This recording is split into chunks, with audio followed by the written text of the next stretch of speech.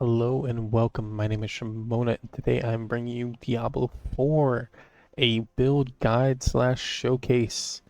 Gonna go over our skills, paragons, what kind of gear aspects we're using, uniques, uh, what kind of roles we're looking for, and at the end, you can kind of see if you want to skip ahead and see how it plays.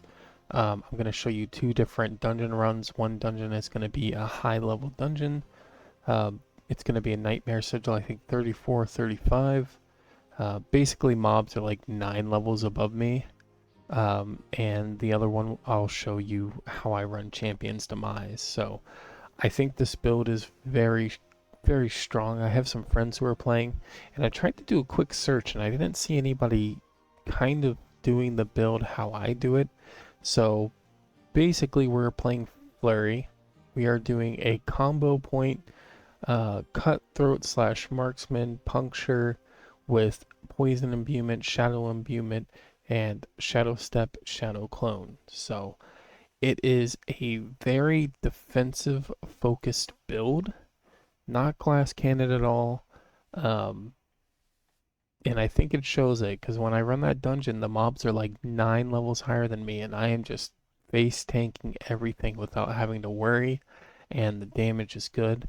I'm not sure how good this build would be if you were playing in a group, simply because the only places you really get damage is either on your weapons, on your legendary aspects, and your paragon points. But it works for me solo. I can get about 9 to 10 million XP per hour uh, farming the Champion's Demise solo. So if you duo or trio it, you can easily get up to 20 million XP per hour. Um, and you're never going to die. I don't want to say you're never going to die because you have to get good rolls, but I I do not die unless I really am not paying attention. And I'm really not paying attention. Another thing I wanted to mention is this build works exceptionally well on a controller. Like, I don't usually like to play controllers in games, even ARPGs, but this build actually feels like it plays even better on controller, and I do like to go back and forth. So I'm not a really good at playing on controllers, but this build is great on controllers. So starting at the skill tree, we are using Puncture as our combo point builder. As our basic skill attack, it is a marksman ability. Marksman is ranged, cutthroat is melee. That will come up in future. We're using the ability to make people vulnerable with it. And then the next tier, we are using Flurry, max rank, with the ability to spread vulnerable to everybody that it hits. We also take these passives, movement speed when you crit, close damage reduction, and healing when you crit. Here we are taking 1 point in Shadow Step with the cooldown reduction when you use it, as well as the Weapon Mastery for damage. We are also taking Exploit and Malice for damage with a little bit of dodge chance when you use a cooldown. None of these abilities. We're using Shadow Imbuement and Poison Imbuement with these two upgrades, which aren't a big deal, but they are helpful. And we're taking Debilitating Toxins, which poison enemies deal 15% less damage, which is, again, another defensive layer. And imbued skills have 9% increase chance, crit chance. We are using Shadow Clone. This fourth slot is really optional. There are a couple of different things you can play. I play Shadow Clone because it is both a DPS cooldown and a defensive. You could run something like Dark Shroud if you wanted to for a little bit more movement speed, a little bit more defensives. You could run Dash for a little bit more mobility. Yeah, you have a few options. I mean, you could even really run another Cold Imbuement or another Imbuement if you wanted to. Um, but I run Shadow Clone. Again, it's another defensive. And the reason it's a defensive is because both Shadow Clone and Shadow Step are unstoppable abilities, which means when you get hard CC'd, you can cast these abilities and it will break that hard CC. Now, currently, hard CC is a killer in this game. you get locked down for like 2 to 3 seconds, and you just get wailed on. You can't potion, you can't do anything. I think the only two classes who can deal with this well are Druid and Berserker. Technically, a lot of stuff that freezes you, you can dodge out of, but with Shadow Step and Shadow Clone, you are fairly safe from it as long as you have a good reaction time. But again, you'll see that in the playthrough videos, the dungeon run-throughs. So I prefer Shadow Clone, but it is a flexible spot. I take Innervation just to get some energy back, and we take Haste for some movement speed. And here's another option. I take Close Quarter Combats for a little bit more attack speed. You could definitely take Momentum, or you could take Victimize. Victimize might be the better option if you have plenty of attack speed, but for now I'm just using Close Quarters Combat. Something to mention, the only ability you rank up is Flurry, because this whole build is based around buffing your Flurry and nothing else. I think that's a mistake that some people make, is that they max out their ranks of their imbuements. I mean, it will do more damage, but currently damage is not a problem, and you will see that.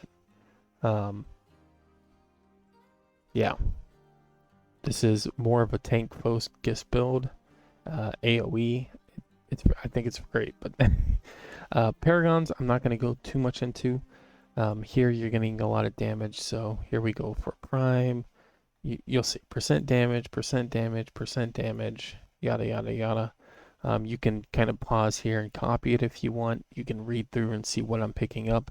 Basically, the focus is just getting damage, maybe some armor, and we are completing our glyphs. So here on the starting tree, we take the combat glyph, mainly for the additional bonus that skills that critically strike restore 12% of your energy cost. On the first board we get is Trick of the Trade, and we put the efficacy glyph here just to boost the damage to elites and armor / dex.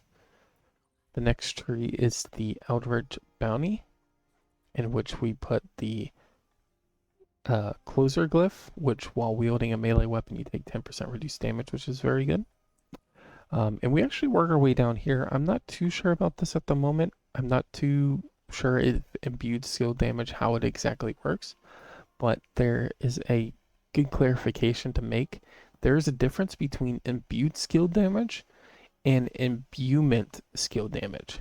So imbuement skill damage would be the damage that your imbuement does, whereas imbued skill damage affects the ability that's being imbued. So you're imbuing your Fury, the imbued skill is Flurry. So I believe this is just like 50 something percent, 52.5%, just Flurry skill damage. So I believe it's very good, but I'm not sure. Yeah, and then on this last board here is the No Witnesses board, and we are using the Infusion glyph, which has the casting imbuement skill reduces the active cooldown of another random imbuement skill by half a second. So, very nice. Again, we are using the combo points. Something else just to mention quickly is we do have all of our Renown. If you have not done this, you should do this 100%. Getting 20 Paragon points is a huge boost of power. You got to do it eventually. Might as well do it now. No reason really not to. At least until you get once you get your mount, you should do it for sure. Okay, let's go over gear. First things first, we are using 3 uniques. I would say one of these uniques is kind of required, but luckily for you, I believe you do get it from the campaign. So first off, we're using the Grasp of Shadow, unique gloves, increases rank of core skills, and has a lucky hit chance to spawn a shadow clone that mimics your attack. I don't think it's great. I'm just using it because I haven't bothered looking for better gloves, but since I started reviewing my build and seeing what I can upgrade, I do believe that I can just convert over to a rare pair of gloves that have plus level of Flurry plus some defensive stats or whatever else. Maybe some attack speed would be nice on it as well. You know, I'll kind of figure that out. But for now, I'm using this. If I got a Ascendant ascendant pair, is that what it's called? Ascendant? Ancestral pair of these that have +4 ranks, I would probably opt to use that instead. But again, this is not required. It's just nice. I'm also using this Condemnation Dagger. It has your core skills deal up to 40% increased damage when spending 3 combo points, which you should always be doing. And your basic skills have a chance to give you 3 combo points. This weapon is good, but it's kind of on par. So if you have an item power 700, so 700 plus 25, I think you would be better off with an item power 800 plus 25 sword.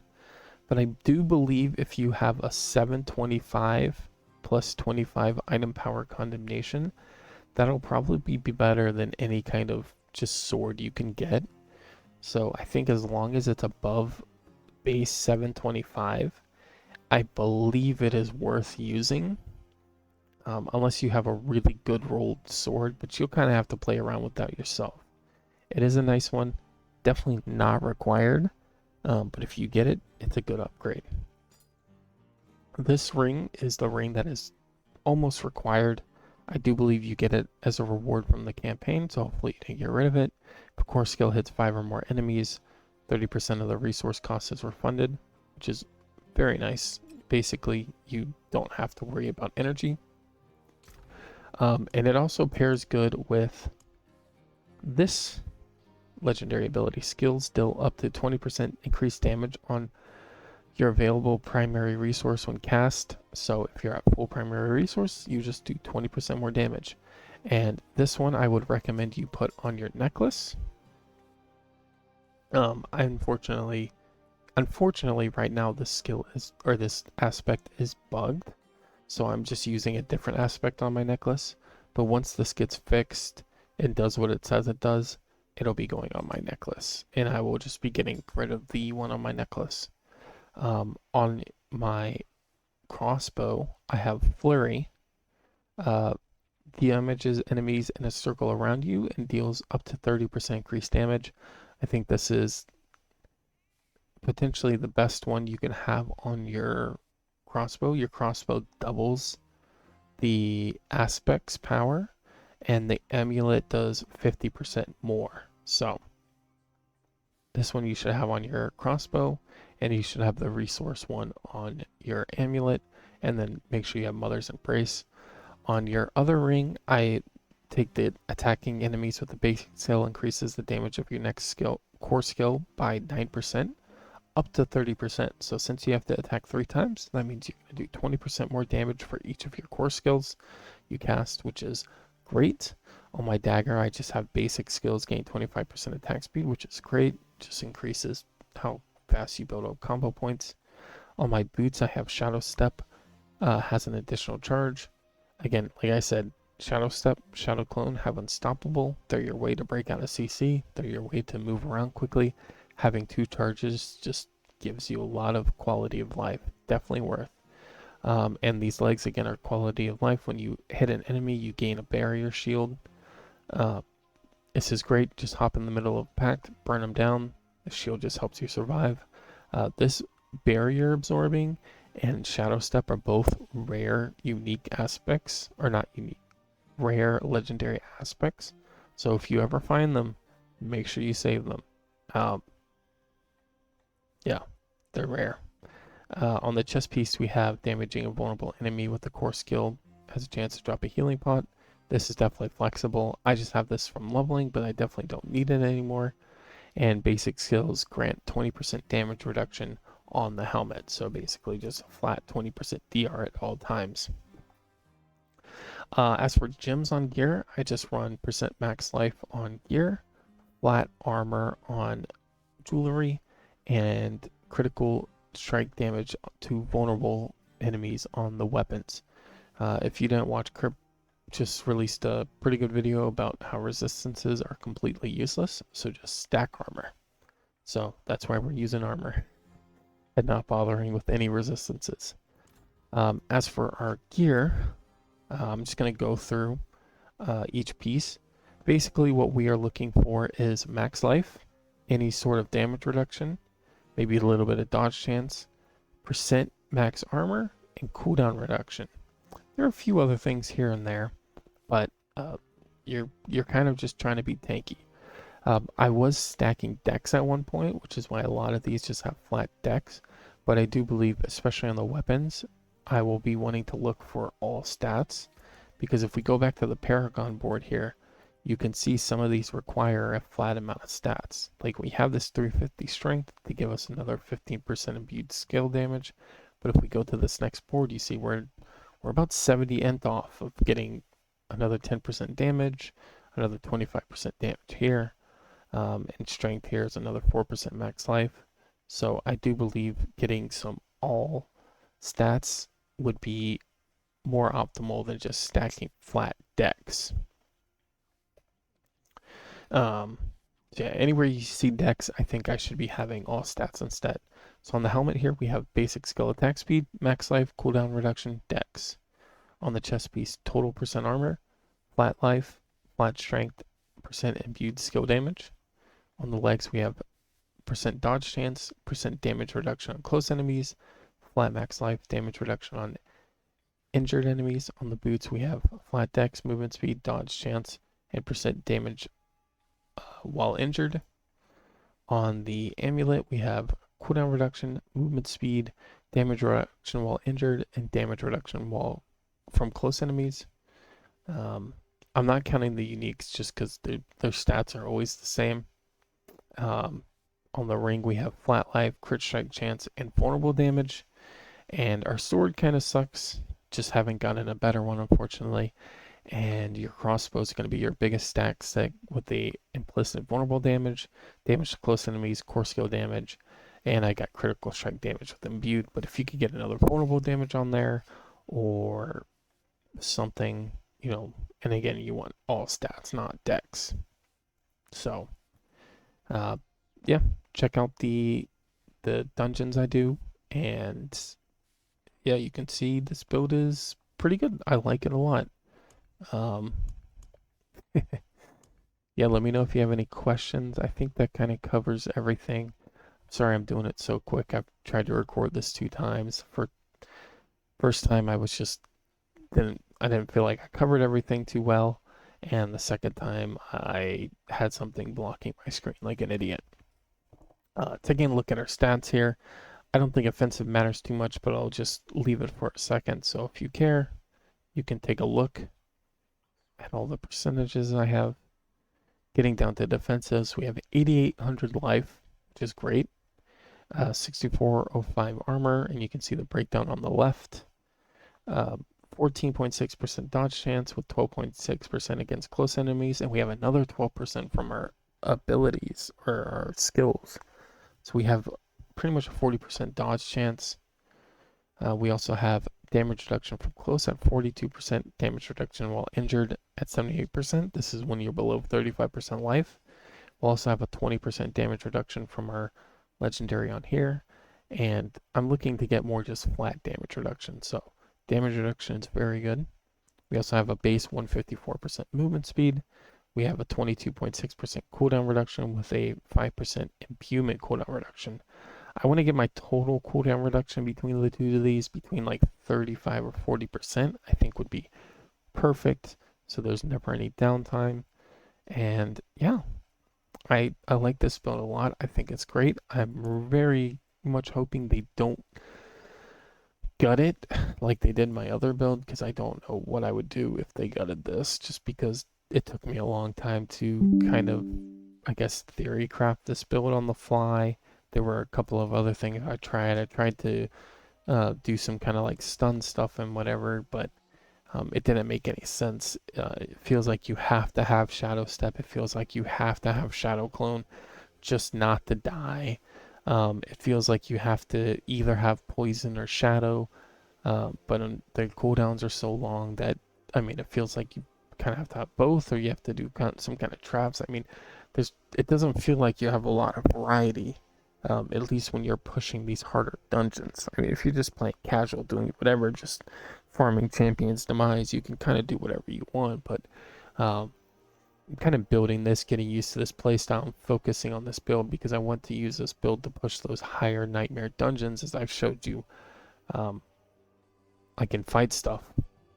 The video I think I have shows me fighting it's level 89 when I'm 81, so 8 levels above me. But with this same build, I went at level 79 and I did like a level 40 something nightmare dungeon. So I was level 79 and the enemies were level 92. They had 13 levels on me and I was clearing it just as easy as you saw at plus 8 levels. So I think it's a great build. But we'll see if they change the way resistances work. I think everybody's build will get absolutely gutted. But hopefully they're not going to nerf Flurry. But we'll see. We'll see. But I hope this helped. I hope the videos help you play the game. I know this game's kind of hard, and especially with all the nerfs. So if you're like me and you were playing a build that just got absolutely gutted, I think this was a good option for even a casual player. Play with a controller.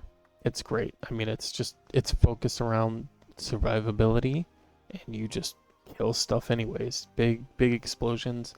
I like to think of it like Blade Fury. If you ever played Path of Exile, such a fun ability. Do spinning blades around you and everything kind of like blows up. Unfortunately, this build doesn't have any crowd control, but I just didn't see any possible way you do it because things just die too fast.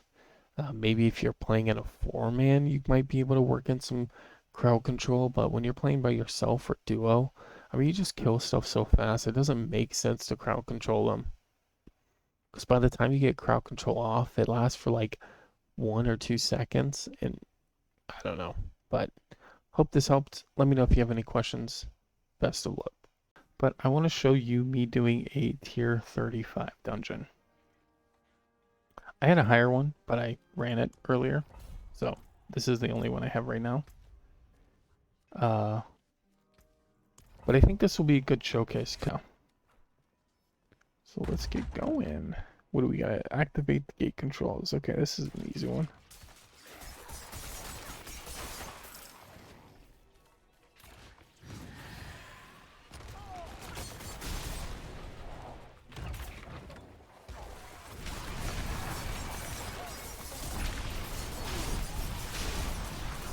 Okay, level 89. It's only 8 levels higher. Again, I've run higher. Again, there's no reason to at the moment.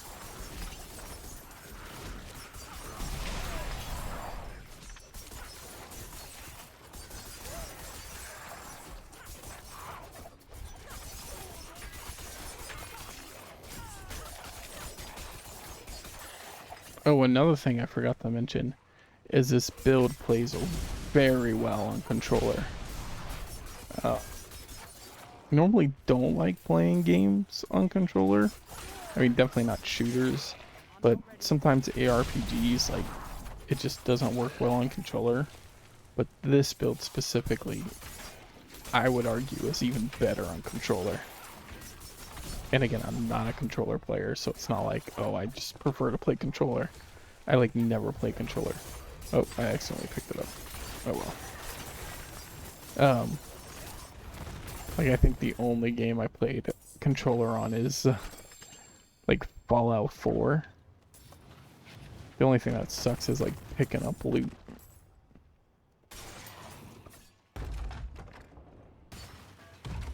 But yeah, if you're a controller player and you're not having fun playing whatever you're playing, this is a good alternative.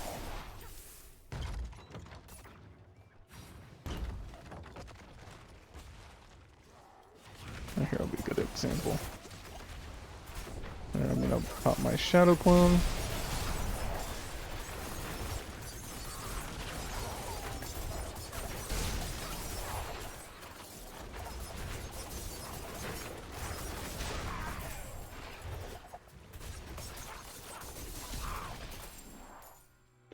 Yeah, this is not a great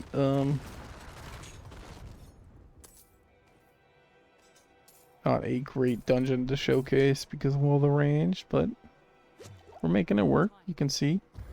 Oh crap, I'm not supposed to take that. Just like force of habit. But my main thing I wanted to show with this is, you know, it does plenty of damage and it's tanky, you know.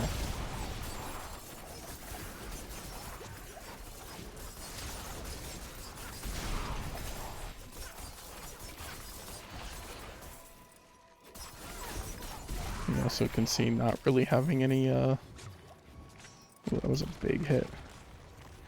Not having any resource problems.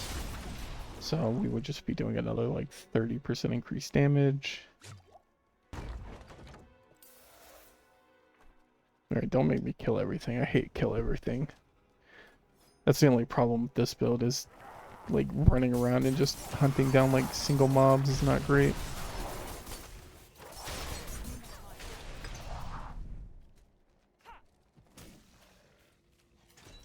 Oh, blood boils, perfect.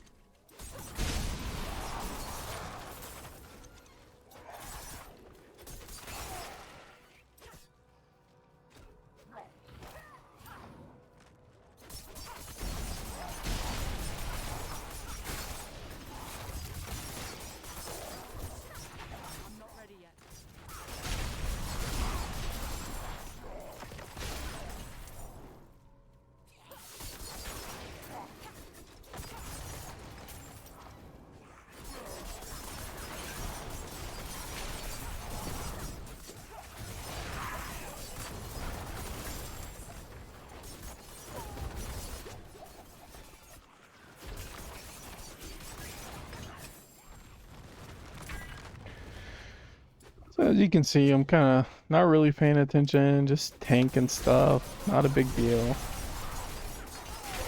The good old Diablo experience.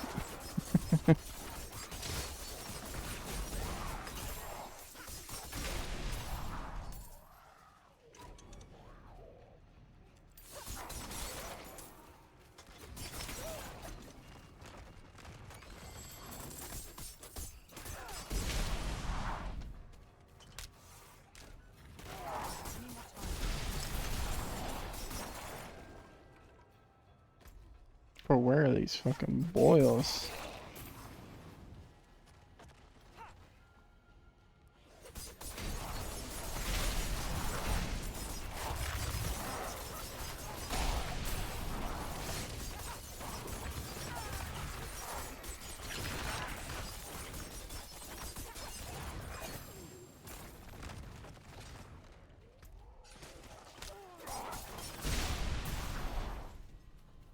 Vampire Destroyer.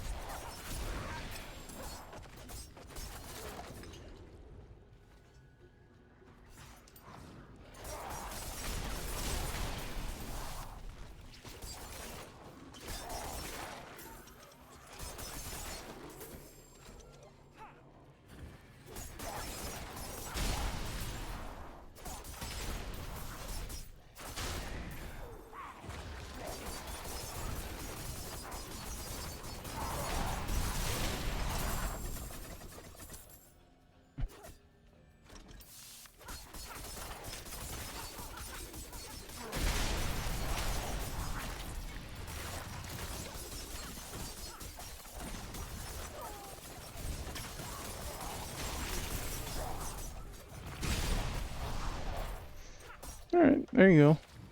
And here you can see the ranks of my glyphs. I got the level 15 efficacy. Fortunately, it's kind of just terrible. And I'm currently working on leveling up this cutthroat skill damage.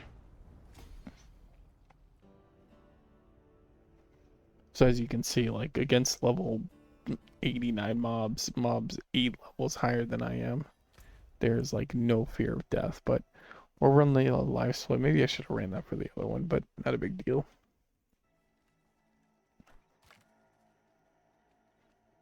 So I'll do the whole thing, going down each lane. We're not going to be killing the boss, killing elites, leaving, logging out, resetting, and I forgot to drop some loot, but I just won't worry about picking shit up this thing.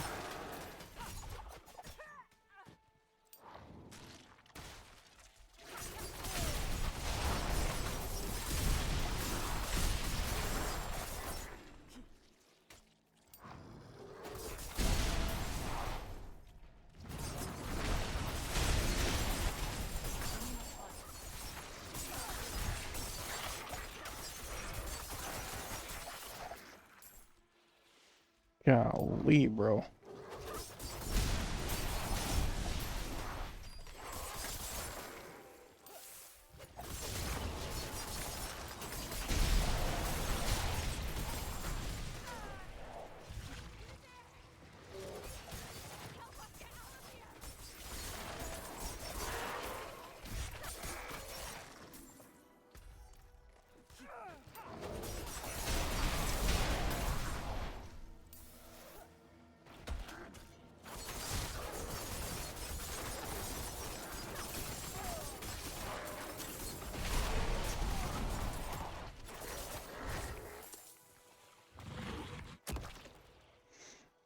Another thing I wanted to mention, this is all without me using my my shadow clone either, so if you need more defensives, you can run defensive in that slot. If you want to run another dash, give yourself more mobility, you can. My shadow clone is almost like an oh shit button, basically.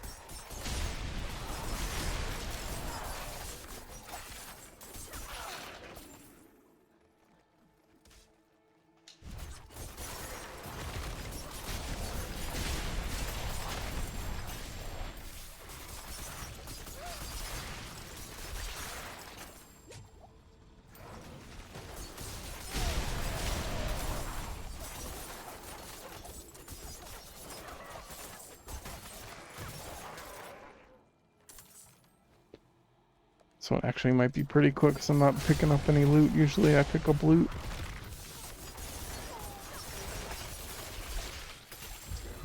I did not want to pick up a shrine. Luckily it's not...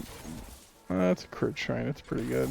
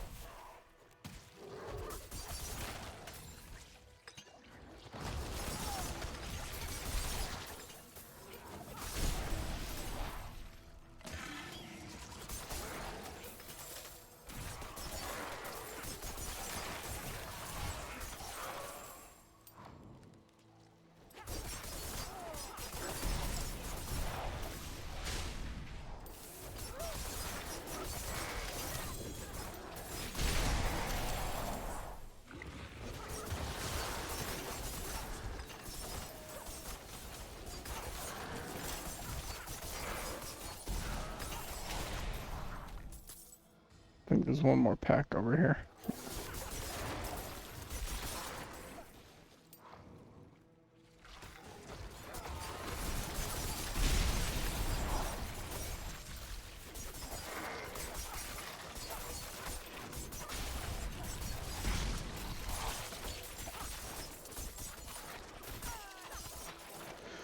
Alright, there you go.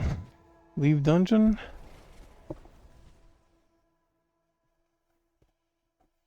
There's that 5-minute 30 if I had a better computer. Leave game.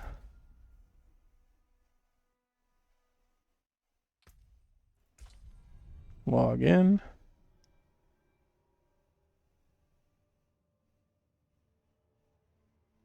Oh no.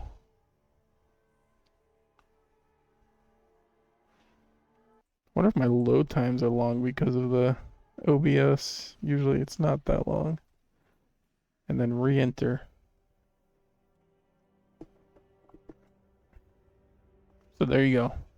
6-minute run. Each run usually nets me about 1,000,000 XP. So I can solo farm 10 mil XP per hour. Alright. I hope this helps somebody out. If you have any questions, I think I've gone over everything. Again, there's my stats. Here's a quick run through of like all the whatever I have. I know we went through all the defensives pretty thoroughly. We went through the utility. Yeah, I hope that helps. Best of luck.